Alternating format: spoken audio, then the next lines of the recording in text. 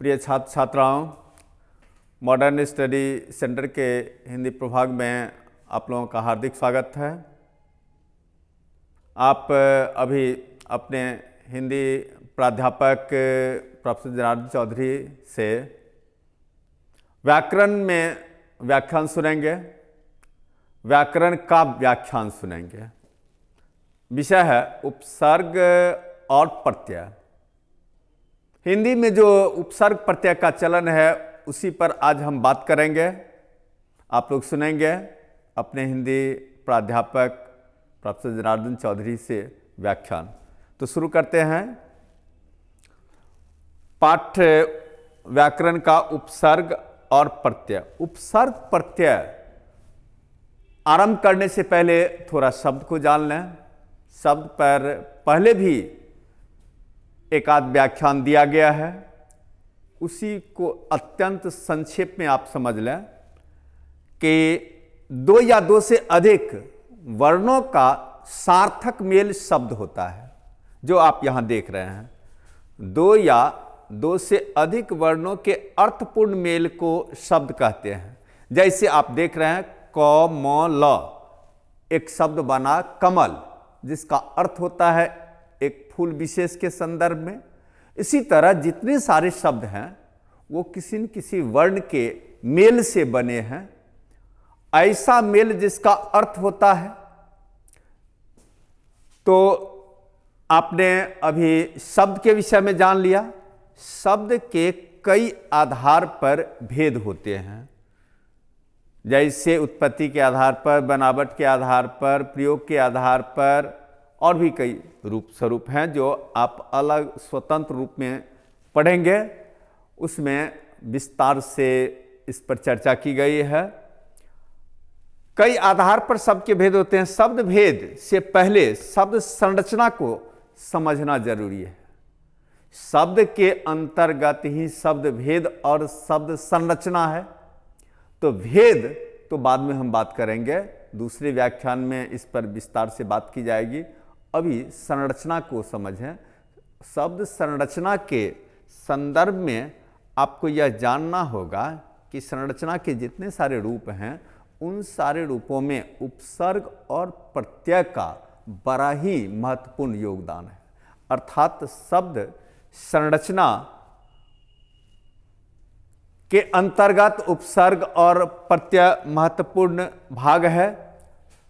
अब इस उपसर्ग प्रत्यय को एकदम संक्षेप में आप यहां देख सकते हैं। शब्दांश बीच में होगा, शब्दखंड बीच में। पहले लग गया तो उपसर्ग, बाद में लगा प्रत्यय। एक रूपक से आप, इस चित्र से आप उपसर्ग और प्रत्यय को आसानी से समझ सकते हैं। यहां पर उपसर्ग और प्रत्यय को फिर आगे हम बता रहे हैं। शब्द खंड के पहले उपसर्ग लगा हुआ है, इसी को हमने यहां पर लिख दिया है। शब्द खंड के पहले जो लगता है उसे उपसर्ग कहते हैं। जैसे भाग के पहले हमने प्र लगा दिया, प्रभाग बन गया। सामान्यतः हिंदी भाषा में संस्कृत के 20, फिर हिंदी के अपने 11 और उर्दू के 18 उपसर्गों का चलन है। ये सामान्य तौर पर कहा जा रहा है, पूर्णतः नहीं, अधिकतर ऐसा है। इसके अतिरिक्त भी कुछ और भाषाओं के उपसर्गों का चलन है।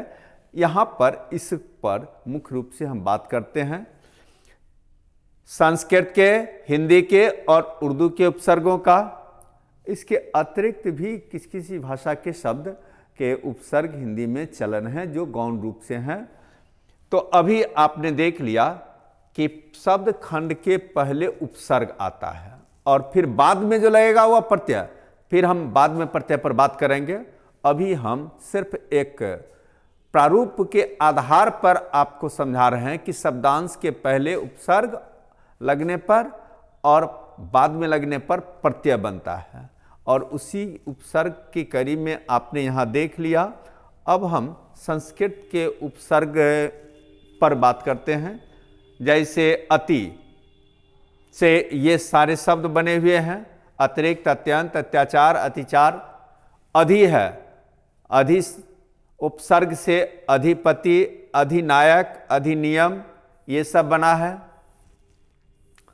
अनु से अनुभव, अनुकरण, अनुक्रम, अनुवाद ये सब बना है। अप से अपयश, अपकार, अपमान, अपशब्द बना। अभि से अभिनय, अभिमान, अभ्यास, अभियोग इत्यादि शब्द बने। अव से अवसान, अवशेष, अवदान, अवगुण, अवगत। उप से उपवन, उपग्रह, उपकार, उपदेश ये सब बनते हैं। उत या उद उपसर्ग से उद्गम, उत्थान, उत्पन्न, उद्देश्य बनेगा। कु से कुकर्म, कुपुत्र, कुमार्ग, कुरूप। इसी तरह दुर या दुस से दुर्लभ, दुर्गुण, दुष्कर्म, दुर्जय। यहाँ पर दूर या दुस के बदले में दुह, दु और विसर्ग देकर भी बनाया जा सकता है। उसी का हिंदी या संस्कृत परिवर्तित रूप है यह। निह का निदर्शन, निपात, नियम, निदान। निर्भय, निर्दोष, निर्धन, निर्लेप। इस निर को निह के रूप में भी देखा जा सकता है। परा का पराजय, पराभव, पराक्रम, परामर्श। फिर परि का परिजन, परिणय, परिपूर्ण, परिणाम। प्र का प्रबल, प्रचार, प्रलय, प्रभाव, प्रकार ये सब। प्रति का प्रत्येक, प्रतिदान, प्रतिशोध, प्रतिरोध। वी का वियोग, विहार, विलाप, विकार। सम से संपूर्ण, संहार, संग्राम, संसार, संकल्प ये सारे शब्द बनते हैं। सु से सुगम, सुकर्म, सुलभ, स्वागत, सुक्ति। आज से आजन, आमरण, आमुख, आकाश ये सारे शब्द बनते हैं। तो ऊपर आपने 20 संस्कृत का उपसर्ग देखा। जिन संस्कृत के उपसर्गों के आधार पर हिंदी में जो शब्द चलन में है, यानी उन उपसर्गों के आधार पर जो शब्द बना, उन शब्दों का चलन हिंदी में है। अतः हिंदी भाषा में ये सारे संस्कृत के उपसर्ग हैं जिससे शब्द बनते हैं। कभी कभी 2 उपसर्ग एक साथ आते हैं। यहाँ पर आप देखें, प्रति और उप ये दोनों उपसर्ग है और वह कार के साथ मिलकर आया है। प्रत्युपकार हो गया। दुह जोर बी जोर अब जोर हार, दुर्व्यवहार में आपने देखा। सम जोर आ जोर लोचन। यहाँ पर आप देख रहे हैं कि 2 उपसर्ग, यहाँ भी 2 उपसर्ग। तो 2 या उससे भी ज़्यादा, जैसे यहाँ पर 3 उपसर्ग काम कर रहा है। तो इस तरह आपने देखा कि एक से अधिक उपसर्ग भी कभी कभी शब्द के साथ लगते हैं। अब हम हिंदी के उपसर्ग पर बात करेंगे। हिंदी के उपसर्ग में आप देख रहे हैं, एक तरफ से यहाँ पर उपसर्ग लिखा हुआ और उससे बना हुआ शब्द, जैसे अ से अभाव, अकाल, अनाथ, अबोध।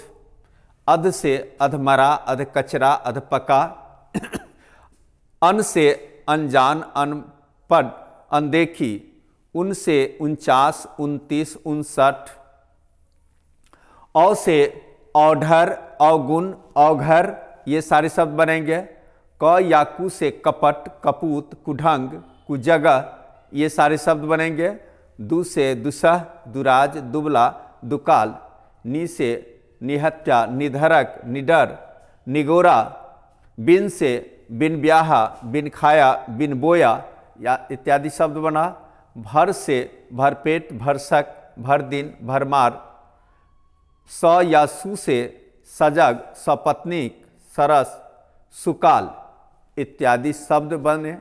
इस तरह आपने देख लिया कि हिंदी भाषा में हिंदी का अपना भी उपसर्ग है जिसकी संख्या 11 है। तो इन रूप में आप उपसर्ग को आसानी से दिमाग में रख सकते हैं। अब हम उर्दू के उपसर्ग पर बात करेंगे, उसको देखेंगे।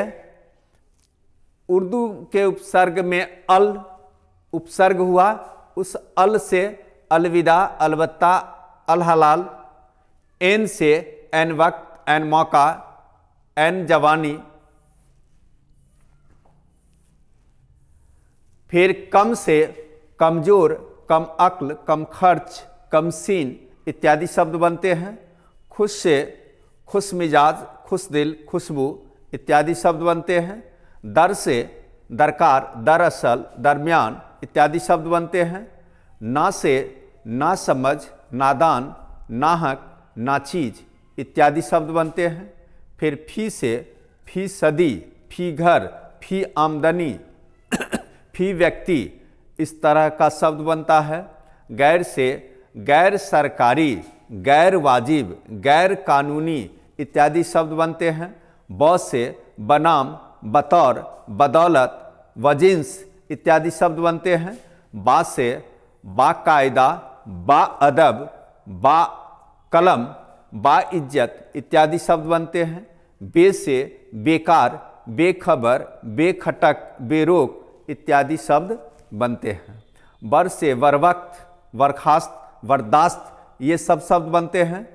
फिर बिल से बिलाउज्र, बिला शर्त, बिला हुक्म इत्यादि शब्द बनते हैं। ला से लाचार, ला इलाज, लाजवाब इत्यादि शब्द बनते हैं। सर से सरकार, सरदार, सरताज इत्यादि शब्द बनते हैं।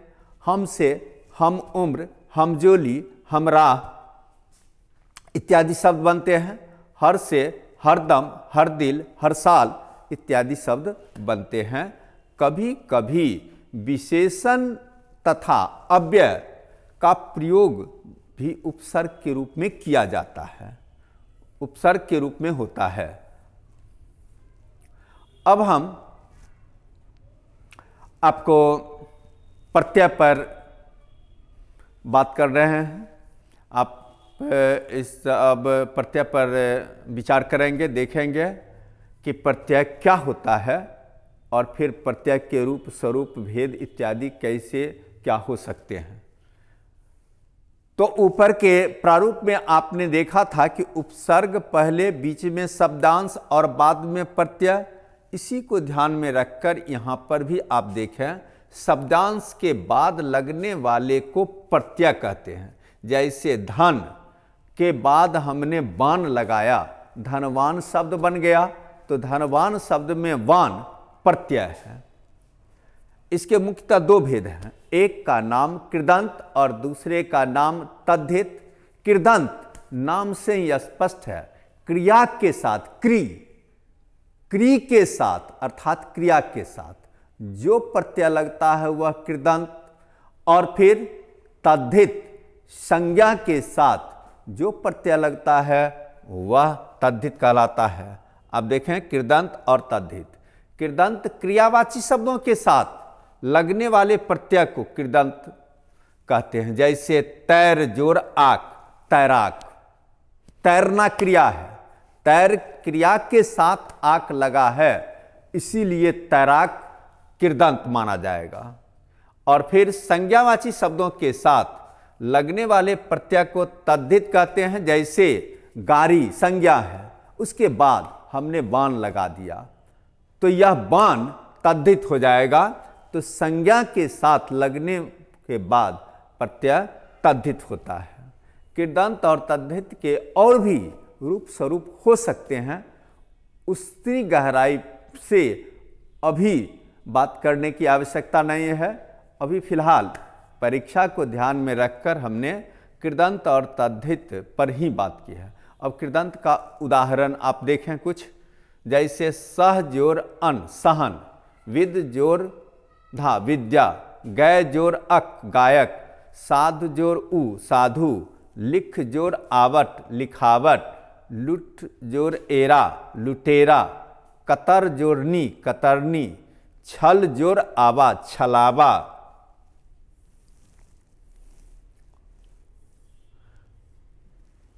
फिर यहां पर आप देखें रक्ष जोर अक, रक्षक, रम जोर अ, राम, लेख जोर अक, लेखक, जोर जोर आ, जोरा, मथ जोर आनी मथानी, उड़ जोर आऊ उड़ाऊ, ढेल जोर आ ढेला, मिल जोर आप मिलाप। यहाँ पर आप इस तरफ जितने सारे शब्द देख रहे हैं ये सारे के सारे शब्द क्रियावाची हैं, और उसके बाद जो लगा हुआ है वह प्रत्यय है, सॉरी वह उपसर्ग है, नहीं फिर एक बार सुन लें, वह सब प्रत्यय है, इसलिए यह कृदंत कहलाएगा।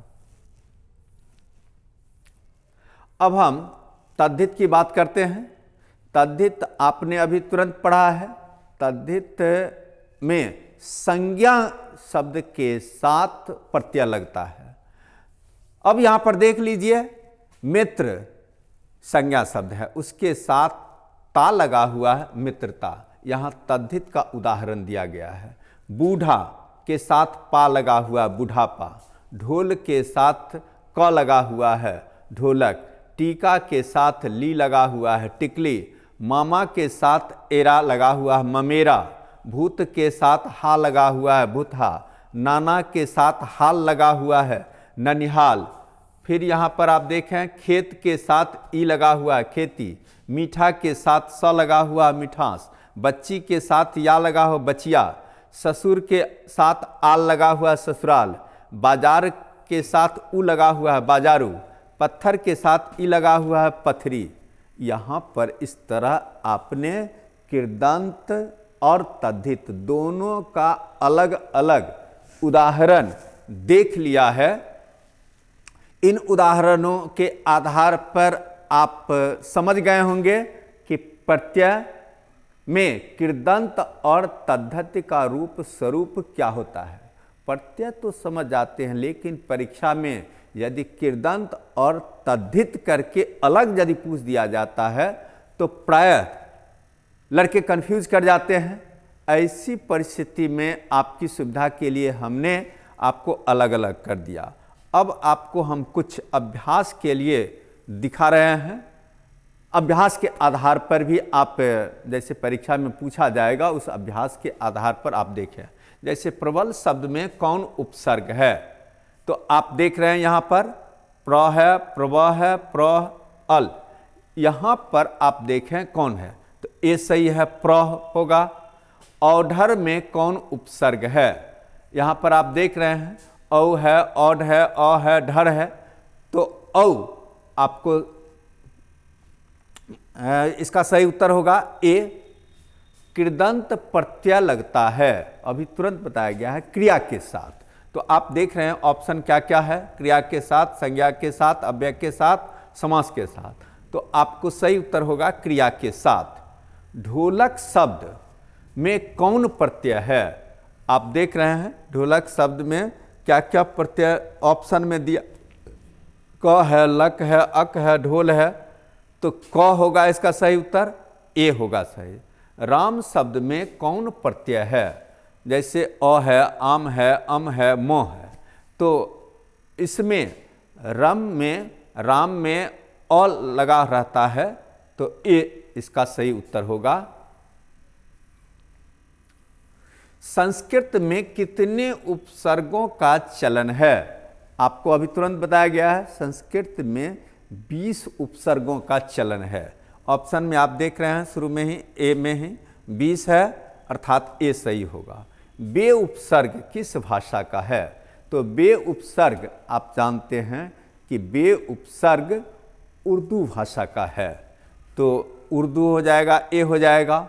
हम उपसर्ग से बना शब्द, आप यहाँ पर देखें, हम शब्द उर्दू में उपसर्ग है, लेकिन हिंदी के अपने रूप में इसका रूप अलग अलग हो जाता है। मैं का बहुवचन भी हम होता है, तो उससे भी बना हुआ बहुत सारा शब्द होता है, तो इसमें असंतुलित होने की ज़रूरत नहीं है, घबराने की ज़रूरत नहीं है। आप इसको गौर से देखेंगे तो अपने आप स्पष्ट हो जाएगा। जैसे उर्दू का उपसर्ग लगेगा प्राय उर्दू फारसी के शब्दों के साथ, जैसे यहाँ सफ़र है, सफ़र के साथ हम लगाएंगे तो वैसी स्थिति में यह हम सफ़र उर्दू के अंतर्गत आया होगा, लेकिन लोग है, सब है, यहाँ पर आप जो देख रहे हैं तो ये सब शब्द हिंदी के अंतर्गत संस्कृत निष्ठ है। तो यहाँ पर हम जो लगा हुआ है, हम, यह सर्वनाम का होगा। तो इस तरह आप देख रहे हैं यहाँ पर हम सफ़र, ये माना जाएगा सही, यानी हम सफ़र बना हुआ है हम उपसर्ग से। भूतहा शब्द में कौन प्रत्यय है? भूतहा शब्द में भूत जो रहा, हा प्रत्यय है, यानी ए सही होगा। कुकर्म में कु क्या है? कुकर्म आप देख रहे हैं, कर्म के पहले कु लगा हुआ है तो उपसर्ग होगा, अर्थात ए सही होगा। इस तरह आपने इस पूरे व्याख्यान में उपसर्ग और प्रत्यय के विषय में पढ़ा, सुना, देखा। अब हम अगले पाठ में दूसरे पाठ पर बात करेंगे। तब तक के लिए आप लोगों को धन्यवाद। फिर मिलेंगे दूसरे पाठ में।